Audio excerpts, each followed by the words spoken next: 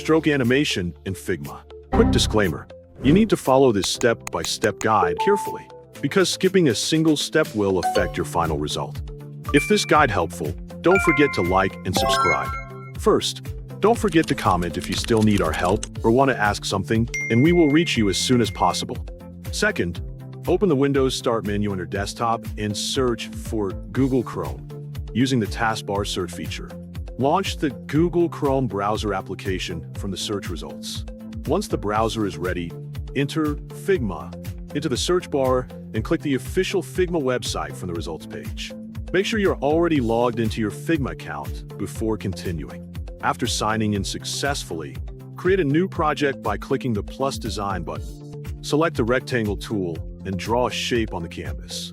With the shape selected, move to the Properties panel on the right side of the screen and reduce the fill transparency to 0% so the shape becomes transparent. After that, add a stroke to the shape. Change the stroke color from a solid color to a gradient. Arrange the gradient colors so they vary noticeably, creating a more dynamic appearance. Increase the stroke weight to 10 to make the effect easier to see. Once the stroke is configured, rename the layer to Start.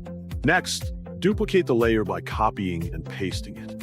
On the duplicated layer, reverse or flip the gradient colors so the gradient flows in the opposite direction. Rename this duplicated layer to End. Select both the Start and End layers. Then click Create Component Set to combine them into interactive variants. After creating the component set, add an interaction to the Start variant.